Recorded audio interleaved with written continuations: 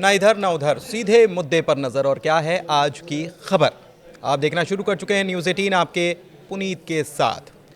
तो बहुत करीब आती जा रही है वो तारीख जब सऊदी अरब में अमेरिका और रूस के प्रतिनिधि बैठेंगे और बात करेंगे रूस और यूक्रेन के बीच चल रहे युद्ध को लेकर कि क्या समझौता हो सकता है।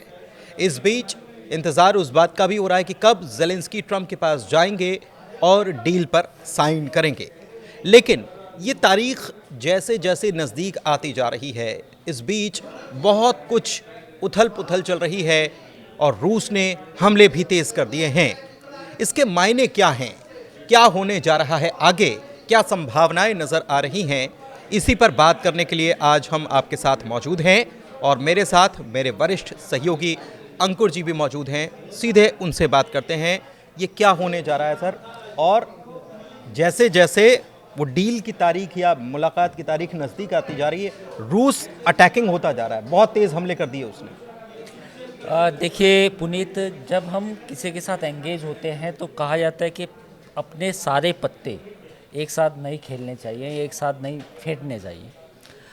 मुझे लगता है कि अमेरिका ने रशिया के सामने अपने सारे पत्ते पहले ही उन्हें दिखा दिए और जैसे उन्हें अपने सारे पत्ते दिखाए तो Putin is a smart guy.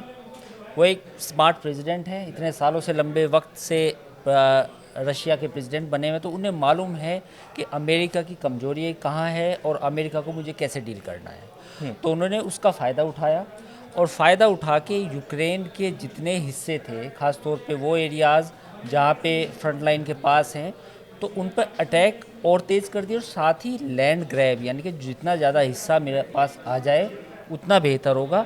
तो रशिया इस मोड में चला गया।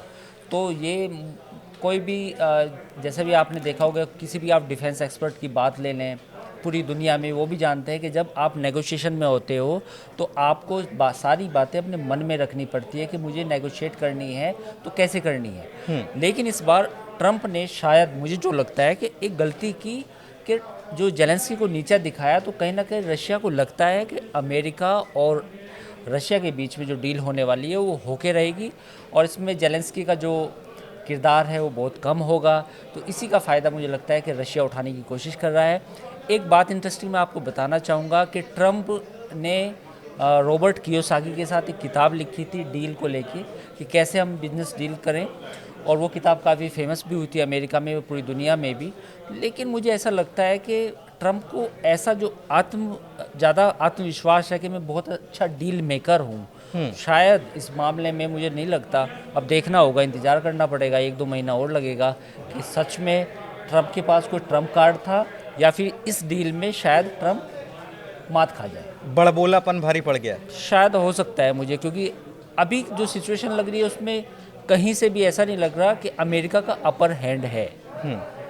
ऐसा लग रहा है कि अमेरिका डील करने के लिए रूस के साथ बिल्कुल नीचे है, उस पोजीशन में नहीं है कि रशिया को मजबूर कर सके, रशिया को कहे कि आपको डील करनी ही होगी।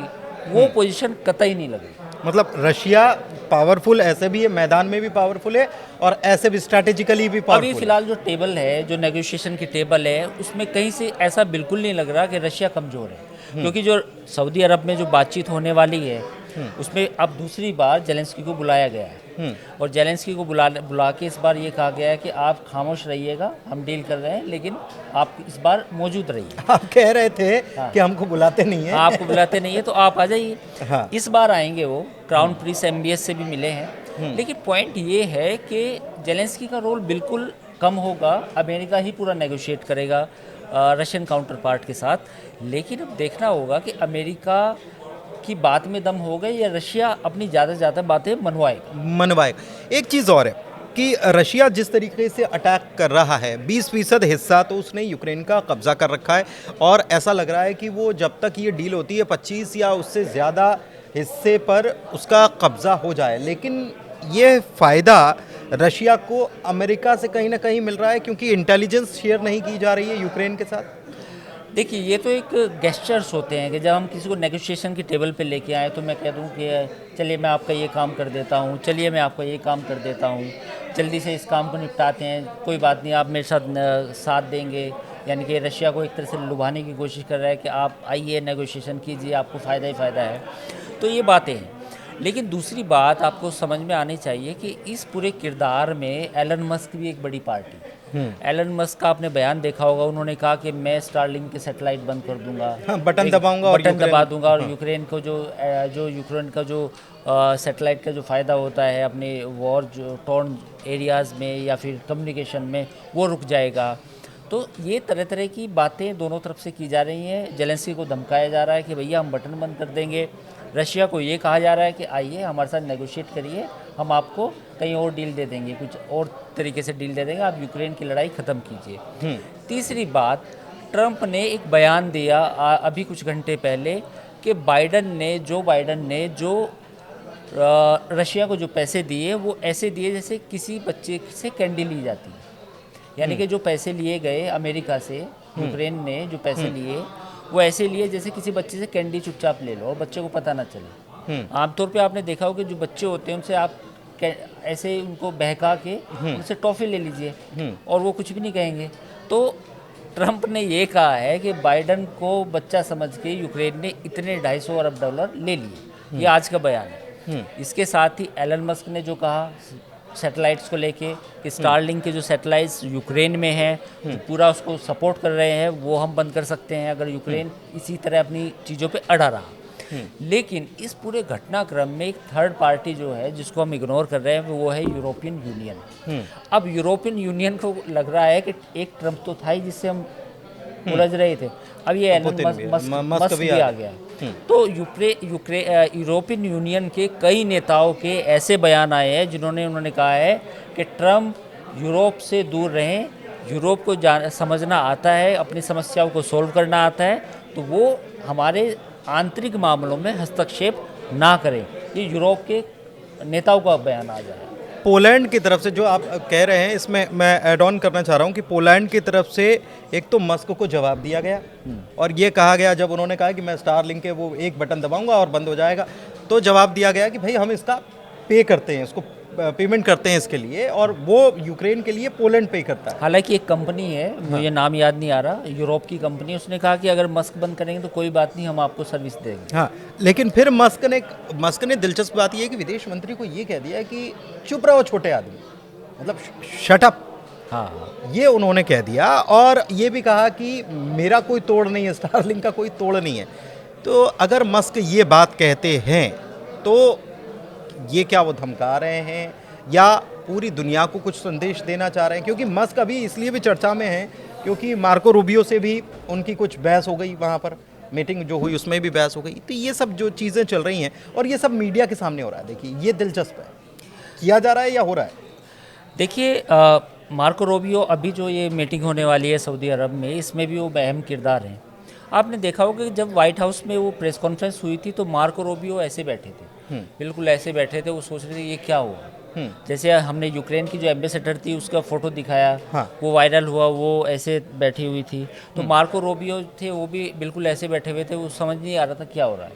तो मुझे लगता है कि जो ट्रंप की इनर सर्कल है, जो उनकी पूरी कैबिनेट है, कहीं ना कहीं देर सवेर, अभी 4 साल हैं उनके पास, कहीं ना कहीं उन्हें भी जो स्टाइल ऑफ फंक्शनिंग है एलन मस्क का या प्रेसिडेंट ट्रंप का, कहीं ना कोई असहज हो सकता है, क्योंकि जो दोनों को काम करने का स्टाइल है वो अलग है। इससे पहले मैं आपको एक घटना याद दिलाना चाहूँगा विवेक रामास्वामी की। विवेक रामास्वामी भी डॉग में जो उन्होंने बनाया था डॉग, उसके अहम किरदार थे, लेकिन उनको फिर वहाँ से हटा दिया गया क्योंकि उनकी खटपट ऐसा मीडिया में खबर है कि उनकी खटपट हुई मस्क से और फिर उनको गवर्नर बना दिया ओहियो का।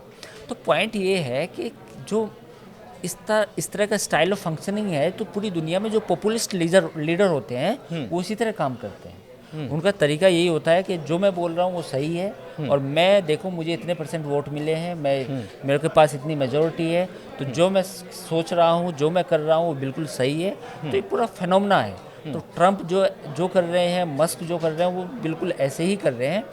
एक इंटरेस्टिंग बात जो मैं आपको बताना चाहूँगा, जब हम यूरोप का जिक्र कर रहे थे, यूरोप के लोगों का ये कहना है कि एलन मस्क का लेना एक ना देना दो, यूरोप के मामलों में क्यों हस्तक्षेप कर रहे हैं। लेकिन इस पूरे घटनाक्रम में, चाहे वो मार्को रूबियो का मामला हो, विवेक रामास्वामी का मामला हो, आप ऐसे समझिए कि ट्रंप और एलन मस्क दोनों एक ही तरीके से सोच रहे हैं, एक ही तरह के बयान आते हैं। एक आदमी को पहले ट्रंप कुछ कह देते हैं, फिर उसके बाद मस्क जो है ट्वीट करके उस आदमी को फिर से ट्रोल कर देते हैं या कुछ बयान दे देते हैं। कुल मिला के तो अभी तो यही दोनों का चल रहा है। ये यूरोपियन अगर यूनियन की बात की जाए तो पोलैंड की तरफ से एक चीज़ और सामने आई और ये कहा गया कि हमारे पास परमाणु हथियार होने ज़रूरी है। जो सिचुएशन बन रही है वो पोलैंड की तरफ से कहा जा रहा है, या केवल पोलैंड नहीं बाकी जगहों। और दूसरी तरफ अमेरिका जो है काफ़ी सालों के बाद वहाँ ब्रिटेन में अपना फिर से वो परमाणु जो हथियारों का संग्रहण करना है वो उसको फिर से वो शुरू कर रहा है ब्रिटेन में। ये एक तरफ कुछ और हो रहा है, दूसरी तरफ कुछ और हो रहा है। ब्रिटेन, आपने बहुत अच्छा सवाल पूछा। ब्रिटेन ईयू एक तरह से ईयू का हिस्सा है, लेकिन ब्रेग्जिट के बाद वो इकोनॉमिकली थोड़ा सा अलग कट गया है। देखिए, ब्रिटेन कहीं ना कहीं अमेरिका की साथ देगा और अमेरिका भी ब्रिटेन का साथ देगा, लेकिन फिलहाल जो नेटो का इशू है, नेटो का इशू काफ़ी गंभीर हो चला है, क्योंकि जब यूरोप के लीडर्स हैं वो अब डिस्कशन कर रहे हैं कि नेटो से अगर अमेरिका हटता है, या जैसे बयान आते हैं, मस्क भी नेटो को लेके कुछ बयान देते हैं या ट्रम्प भी देते हैं, तो उनका कहना ये है कि अगर अमेरिका या नेटो से अलग होता है, अलहदा होता है, तो फिर जो यूरोपियन कंट्रीज़ हैं उनको मिलके एक डिटरेंस तैयार करना पड़ेगा, चाहे वो परमाणु हथियारों का हो, क्योंकि रशिया का जो एग्रेशन है, रशिया के एग्रेशन को लेके जर्मनी, फ्रांस, उन्होंने कह दिया है कि ये हमारी दहलीज पे हैं, तो हमें एक प्रोटेक्शन चाहिए। रशिया को वो एग्रेसर मानते हैं, क्योंकि सेकेंड वर्ल्ड वार को अगर आप देखेंगे, जब जर्मनी की और रशिया की लड़ाई हुई तो रशिया की जो सेना है बर्लिन तक पहुंच गई थी। तो ऐसा यूरोप के जितने भी कंट्रीज़ हैं उनको अपना आप को प्रोटेक्ट करना होगा। वो डिटरेंस कहाँ से आएगा? वो डिटरेंस चाहे न्यूक्लियर आर्सेनल से आए, नेटो को चाहे मजबूत करने से आए, या जितने भी कंट्री हैं अपना डिफेंस बजट बढ़ाएं, वो कहीं से भी आए। अब उन्हें सोचना पड़ेगा। अब देखना होगा कि ट्रंप अगर नेटो से पूरी तरह से एग्जिट होते हैं तो यूरोपियन कंट्रीज़ क्या करेंगे। लेकिन अभी ये वक्त नहीं है शायद से कि नेटो से अलग हों, या ये सही वक्त है?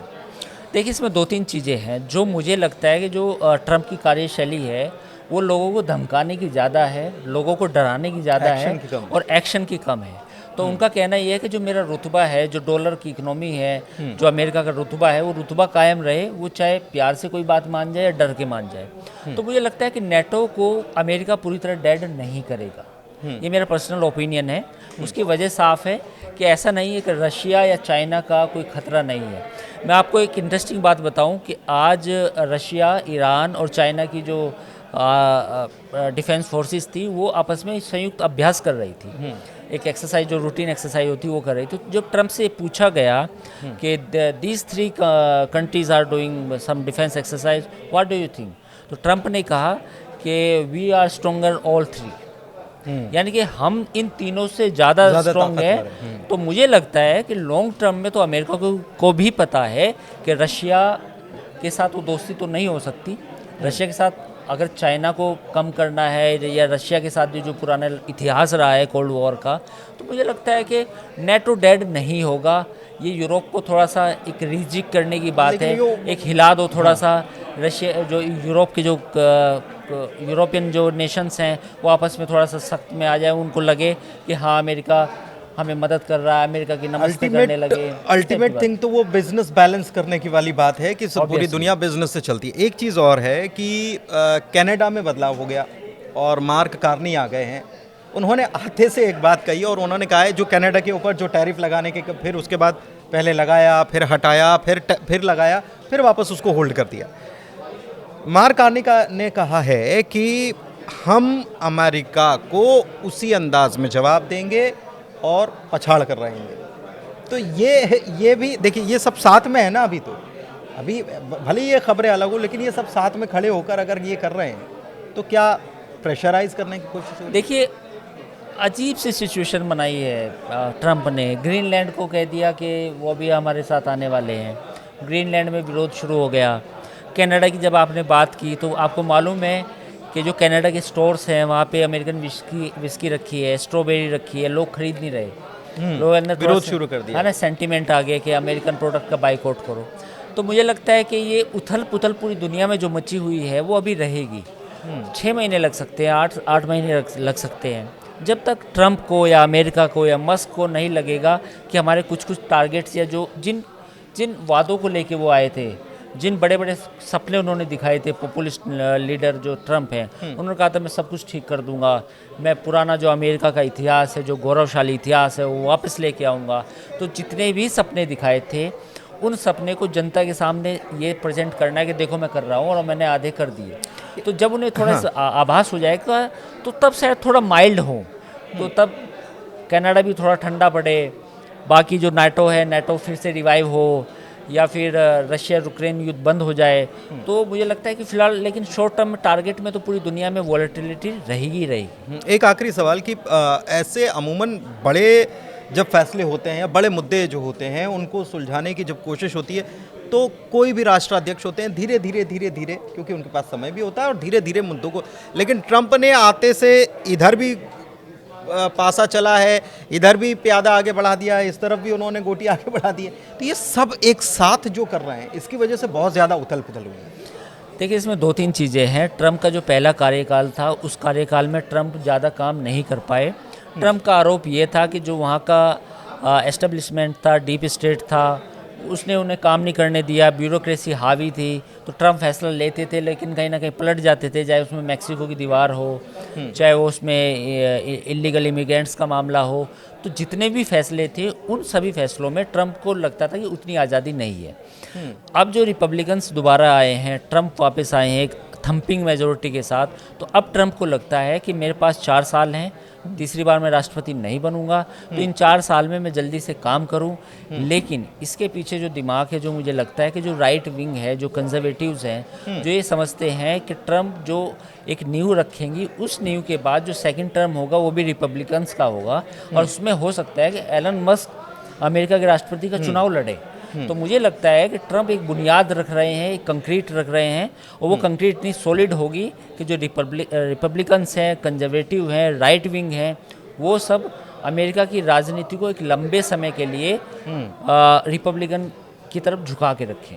ठीक है, बहुत शुक्रिया और उम्मीद करते हैं कि बहुत सारे सवालों के जवाब आपको मिले होंगे। दुनिया में देखिए बहुत कुछ हो रहा है, बहुत सारे अपडेट्स आ रहे हैं। कनाडा से अपडेट आता है, यूक्रेन से अपडेट आता है, रशिया की तरफ से अटैक और तेज़ हो गए हैं। अमेरिका ने कहा है कि हम बहुत जल्दी बातचीत करने वाले हैं। एलन मस्क ने भी कहा कि भाई एक स्विच दबाऊंगा, हालांकि मैं दबाऊंगा नहीं, ये भी उन्होंने कह दिया कि हालांकि मैं दबाऊंगा नहीं, लेकिन ये भी धमका दिया कि एक स्विच दबाऊंगा और यूक्रेन का मामला बिगड़ जाने वाला है। उधर अमेरिका ने जो मदद रोकी उसका प्रभाव यूक्रेन पर पड़ रहा है और उसका प्रभाव रशिया के लिए फ़ायदेमंद भी साबित हो रहा है। हालांकि बहुत जल्दी मीटिंग हो जाने वाली है और मीटिंग में क्या कुछ होगा उसका अपडेट आप तक हम पहुंचाते रहेंगे। फिलहाल आज की इस चर्चा में इतना ही। आपको वीडियो कैसा लगा इस पर कमेंट के ज़रिए आप हमें बता सकते हैं। इस वीडियो को शेयर कीजिए, लाइक कीजिए। धन्यवाद।